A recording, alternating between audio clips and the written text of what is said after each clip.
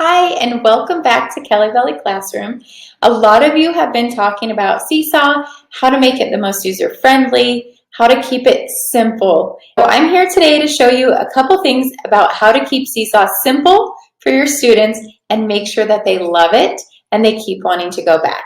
Subscribe to my channel so you can get more like this. Like this video, and please leave your comments. Let me know if you're trying these things also, or let me know what are your favorite ways to keep it simple in Seesaw. Let's get started.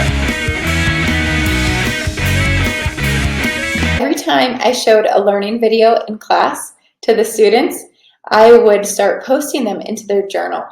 And now the students say, Mrs. Mitchell, can you please post that into our journal? Because every time we watch a video, they just want it. They want to see it again. They love it. And they know that when I post those into their journal, there's no activity attached to it. So they can watch it over and over again. And they know that they don't have to go create anything. They can just watch it to learn. Okay, let's take a look at how you can assign a video or something for the students that they don't need to turn in. Right now I'm in my activities tab. So I'm going to go up here to the plus or the add activity, click on that. And this time you're going to do post student work. This looks like when we do an activity, same thing. You can upload something from your drive. You can upload images. You can create something like if you had an anchor chart idea that you want to post for your students. Today we're going to do a link. So I'll click on my link. Now in this other tab up here, I already found a video I want my students to watch. So I'm going to copy the link, come back over to my Seesaw page, and now I can paste it in here. And then you'll see there's the video. Remember, whenever you insert a link, the image comes up and it's already locked. See how I can't move it? So if you want to resize it, go ahead and click the three dots, unlock it, and then if you need to resize the video, if you want to put some text or a title, then you can resize it. Make sure you lock it back down, and then click the green check. Now, this is where it's really great. You can assign this video to your entire class. But let's say, for instance, you have reading groups or math groups, and you want to assign this to just one of those groups because you're going to do a specific lesson with that small group. So this is where you can select the students you want to send it to. And right now, I'm just going to pick sample student. If you want it to go to the whole class, just click whole class. Green check again. And then make sure you pick your folder. I have made a folder that says videos. This way, all the videos I upload can have this folder tag. So anytime a student wants to rewatch a learning video, they can go to the folder videos. Now, you can also click more than one. So this is a math video and it is a video. So I'm going to put it in both folders. You can put it in as many folders as you need to. Click your green check again. And now it's in the journal. Okay, I know you love Seesaw and you want to put everything in there, but don't. They will get burnt out and they will get sick of it. So I am trying to be very mindful of what I'm putting in Seesaw. The students know they always have a word work activity because it works really well. We can do drag and drop, highlight, circle, erase, color, things like that. So I think the students really like that they can get to that done and they can see where it says, you know, the little empty page that says you've completed all your work. They really, really like to get there every day. And so if you post too much, they are never going to get there and they are going to be overwhelmed. And we do not want the students overwhelmed right now. So remember, less is more. Be very mindful of how much you are assigning in Seesaw.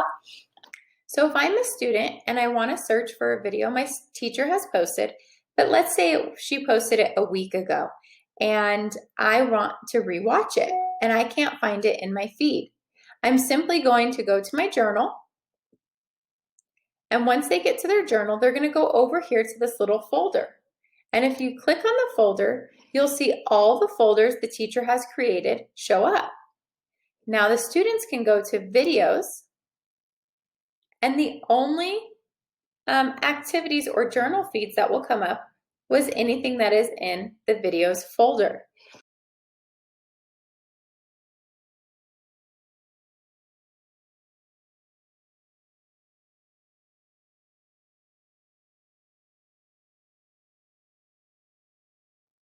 Let's look at how you can post learning posters or anchor charts into the journal for your students.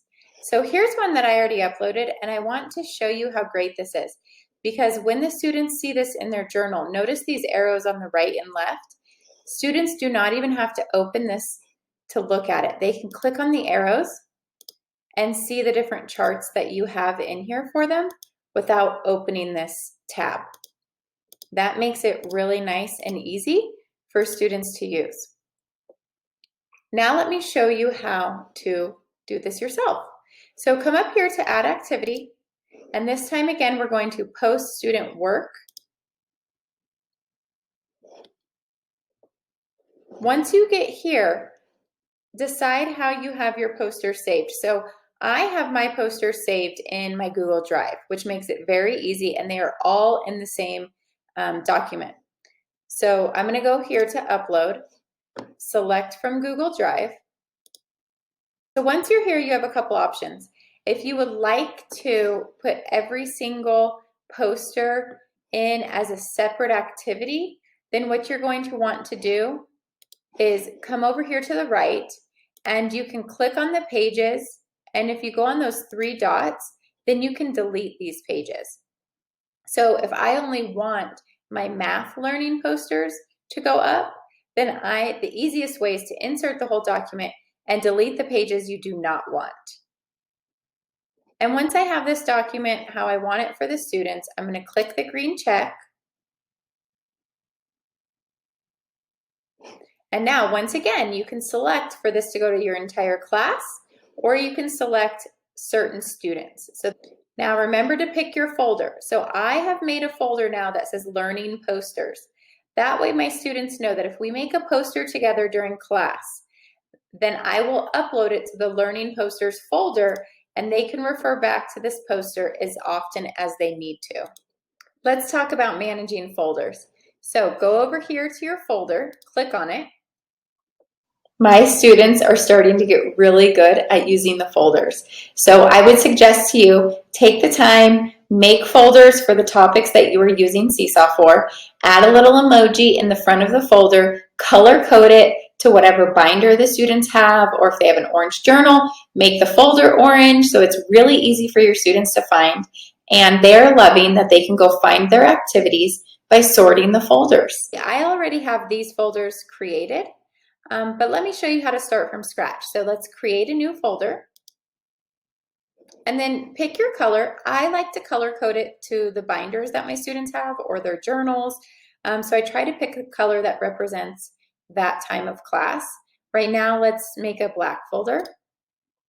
And then you're going to come up here and type what you want it to be called. Okay, let's say this is going to be fun stuff that's extra that I might just put in there, like games or fun jokes that the students really like, all those fun things you talk about in class, and they want to be able to find them. So let's make a student extras folder. Now it's really nice to put a little emoji in here so your students can quickly recognize it. You will need the emoji keyboard, and you'll notice up here in the top, I have my emoji keyboard right there, so click there. Now you're going to search for the emoji that you want. So let's see, for extras, we're going to do this really cool guy, and then you have to come down here and copy it. Now you can come back to your Seesaw page, click in, and paste. And there you go. There's your emoji and your title and your color. Make sure you have all those in there. Click the green check, and now you have your new folder.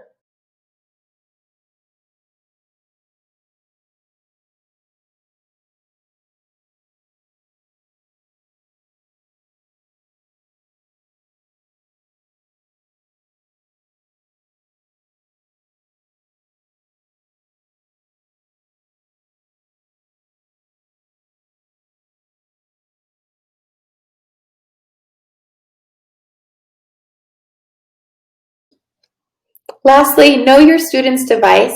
If your students are on an iPad, then be really thoughtful of what you're assigning.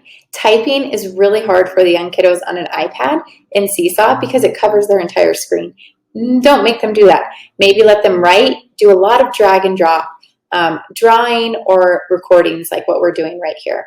If your students are on a computer, then they have such a bigger screen. They can do so much more. Realize that when they open their activities, their page is going to get so much bigger. So they're going to have a lot more room to add pictures. If you have like a sentence, and you want them to add a picture or something to it, students on a computer will have a lot more room to do those things. Talking about keeping it simple in Seesaw, I hope that you got a few little tools that you can take with you.